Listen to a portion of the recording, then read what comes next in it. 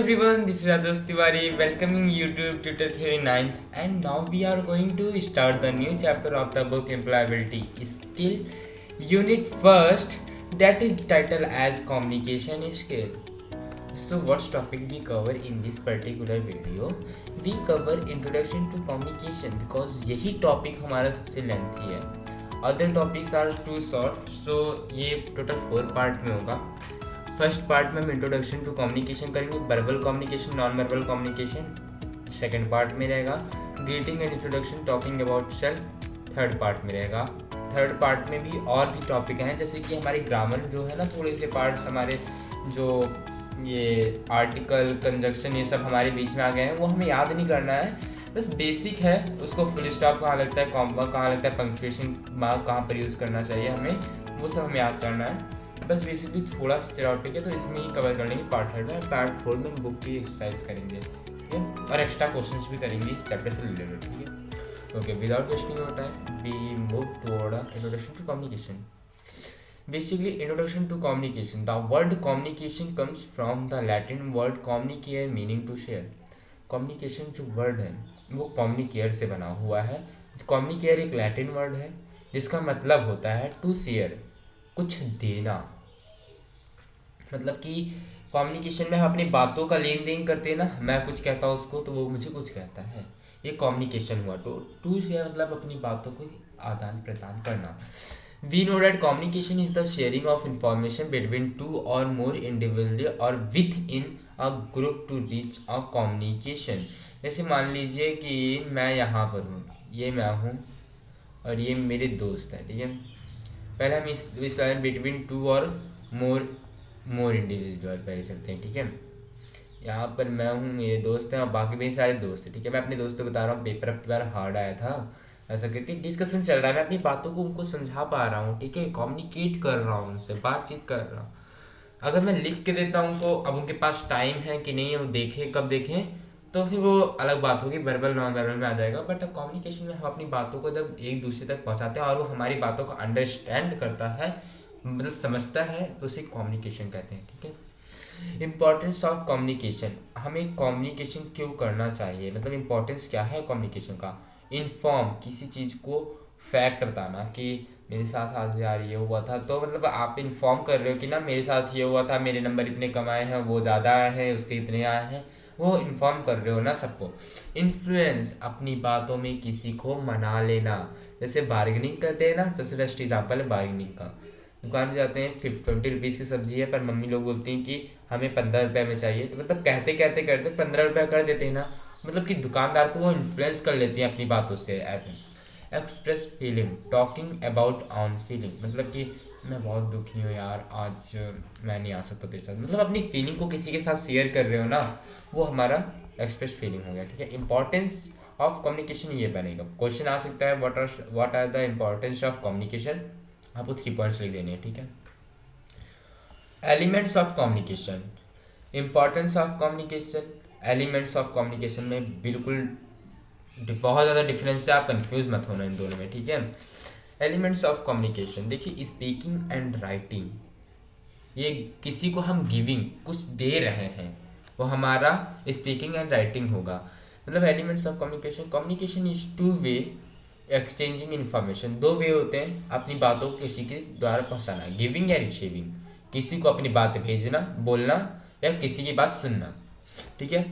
Example of giving, speaking and writing है, बोलते हैं हम किसी को, हमारे सामने वाला बंदा सुनता है ना, और या लिख के देते हो हम, सामने वाला वो पढ़ेगा, तो मतलब हमारा ये गिविंग, स्पीकिंग एंड राइटिंग हो गया. Example of receiving, reading and listening, किसी चीज़ को पढ़ना और सुनना, ये हमारा रिसीव होगा. हम मतलब गाना सुन रहे हैं तो हम उस गाने को रिसीव करने अपने कानों तक ना, लिसन सुनना, और रीडिंग खुद हम बुक को पढ़ रहे हैं तो हम अपने तक रिसीव कर रहे हैं ना, अपने माइंड में रिसीव कर रहे हैं उस चीज़ को, टॉपिक को. तो ये हो जाएगा हमारा कम्युनिकेशन के elements of communication. There are 2 types, giving and receiving. Giving में आ जाएगा speaking and writing, and receiving में आ जाएगा रीडिंग एंड लिसनिंग, ओके.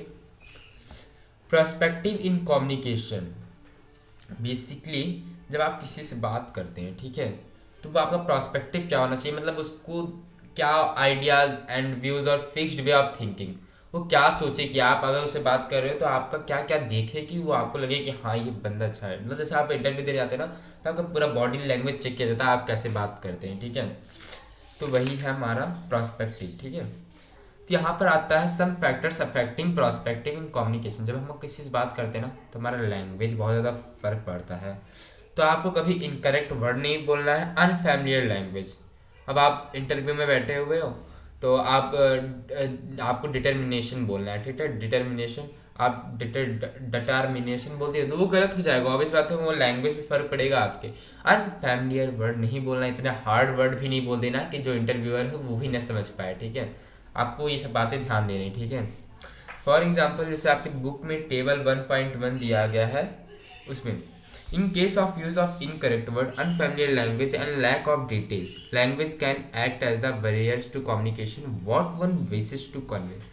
मतलब कि आप किसी को कुछ बता रहे हो तो इस पर इंफॉर्मेशन भी कम है ना, कि आपको बताना है कि कल दिवाली है, तो आप बोल दिए कि tomorrow is a holiday on the occasion of Diwali. ये अधूरी रह गई ना। क्या पता आपको टीचर ने ये भी बोला हो कि कल आना है 11:30 पे आना है, 11:30 पे आना है, 1:30, आपने बताया नहीं और कोई बचाया नहीं स्कूल में। मतलब अधूरी बातें नहीं करनी है, ठीक है। लैंग्वेज में ये सब आ जाएगा। विजुअल पर्सपेक्टिव, पर्सपेक्टिव, ठीक है। Visual perspective is the brain ability. मतलब देखिए जैसे कि आप मेरी वीडियो देख रहे हो, आपको समझ में आ रहा है इससे, ठीक है। मतलब जितना हम लिख के या पढ़ के नहीं समझ पाते, उतना विजुअल पर्सपेक्टिव हम, मतलब हमारी देखने की क्षमता क्या है वह हमें समझ में आता है। जैसे कि हम यूट्यूब पे वीडियो देखते हैं ना, हमें इसलिए याद हो जाता है, और बाकी भाई हम बुक से रट लेना, कुछ नहीं याद आता। वो मेन बात है विजुअल, तुम देख के जो सीखते हो ना, वही विजुअल पर्सपेक्टिव होता है। पास्ट एक्सपीरियंस, तुमने पीछे कुछ जैसे क्राइम व्राइम किया हो, तो अगर तुम चाहते हो गवर्नमेंट जॉब लेना, तुम्हें एक गवर्नमेंट जॉब नहीं मिल पाएगा, क्योंकि तुमने पास्ट एक्सपीरियंस भी तुम्हारा चेक किया जाएगा, तुमने पीछे कुछ ऐसा कुछ काम तो नहीं कर दिया जिससे तुम आगे चल के तुम्हें इफेक्टिव हो। ये फिर prejudices, fixed idea such as thinking no one is in my class like me. मतलब ये हो जाता है कि मेरे जैसा तो कोई है ही नहीं, ये आपको नहीं रखना है, ठीक है, अपने अंदर, क्योंकि ये ऐसी चीज़ें हैं जो आपको नहीं रखनी है। Feelings, our feeling and emotions such as lack of interest or not trusting the other person affecting communication। जैसे आप किसी सामने वाले से बात कर रहे हो, वो कुछ बोल रहा है आपको, आप उस पर टच नहीं करते, झूठ बोल रहा है, ऐसा करके करते हो आप ना, तो मतलब उसको लगेगा कि हाँ इसकी तो मेरी फीलिंग की कदर ही नहीं है, मेरे को मेरी कदर ही नहीं है करके ऐसा। इन्वायरमेंट, यहाँ पर इन्वायरमेंट वो नहीं हो गया कि सराउंडिंग में, मतलब कि पेड़ पौधे, इन्वायरमेंट यहाँ पर नहीं है, मतलब कि आपकी नॉइज़, जब आप किसी से बात कर रहे हैं ना, तो आसपास ज़्यादा नॉइज़ नहीं होना चाहिए, ताकि सामने वाले को समझ में आ जाए। अगर ज़्यादा नॉइज़ रहेगा सामने वाले को समझ में नहीं आएगा easily. Personal factors, personal factor including your own feeling, habit and the way of thinking, for example fear and low confidence may make the communication difficult. मतलब कि जैसे आप कभी भी जब स्टेज पे जाते हैं तो आपको डर लगता है बोलने में कि मैं कहीं गलत बोल दिया तो टीचर क्या बोले, डर लगता है ना, तो वही पर्सनल फैक्टर होता है, ये सब हटाना है। कल्चर, आपका व्यवहार कैसा है, आप कैसा, मतलब कि कैसे रहते हैं आप उस जैसे कि आपको किसी से बात करने की तरीका है कि नहीं है। आप अगर आप बात करें, हाथ ज़्यादा हिला रहे हैं या स्टैंड पोजीशन या फीलिंग्स, कल्चर में ना ये सारे 7 पर्सपेक्टिव आ जाते हैं, ठीक है। अगर ये ठीक है तो आप मान लो कल्चर भी ठीक है, ओके। इफेक्टिव कम्युनिकेशन कैसे करें, मतलब प्रभावी कम्युनिकेशन, मतलब बातचीत प्रभाव कैसे कर सके। मतलब हम सामने वाले से बात कर रहे हैं कि बात कर रहे हैं तो वो प्रभाव कैसे करे कि हाँ वो मेरी बात समझ जाए, ठीक है। पहली बात तो 7 Cs याद करना है, ये डायरेक्ट क्वेश्चन पूछा जाता है, what is the 7 Cs of effective communication. तो clear, we clear about what you want to say, आप जो बोलना चाहते हो ना उसमें हमेशा स्पष्ट रहे कि हाँ यही वर्ड बोलना है तो यही वर्ड बोलना है। Conscious, use simple word and से ओनली व्हाट इज नीड, उतना ही बोलो जितना ज़रूरत है, और सिंपल वर्ड, मतलब कि इतना हार्ड वर्ड भी नहीं बोल देना है कि अब सामने वाला समझ ना पाए, इजी वर्ड बोलो। Concrete, use exact word and phrases, मतलब कि आपको एग्जैक्ट वर्ड यूज़ करना है उस पर्टिकुलर, जैसे प्लीज़, प्लीज़ के लिए आप कुछ और वर्ड यूज़ तो कर नहीं सकते ना, तो प्लीज़ यूज़ करते हैं। सॉरी, सॉरी की जगह कुछ यूज़ नहीं कर सकते।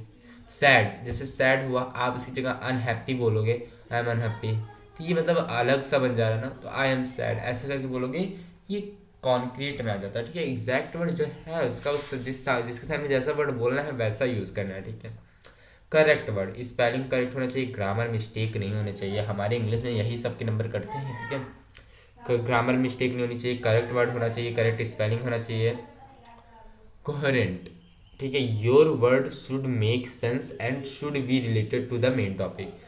आप जो कह रहे हो उसका कोई मतलब बनना चाहिए, और वो जो टॉपिक आप जिस टॉपिक से आप रिलेटेड कह रहे हो वो भी क्लियर होना चाहिए, मतलब कि हाँ इसी टॉपिक का है, अलग टॉपिक आपको बोल दिया जाए कि कम्युनिकेशन पे लिखना है, आप जाके नॉन वर्बल नॉन विजुअल ये सब लिख रहे हो, तो सिर्फ आपको इंट्रोडक्शन देना है कम्युनिकेशन का, आप वर्बल वर्बल पे क्यों जा रहे हैं, नॉन वर्बल वर्बल विजुअल पे इस पर नहीं जाना है। तो मतलब वही कोहेरेंट का मतलब होता है जो आपको बोला गया उतना ही कीजिए, ठीक है।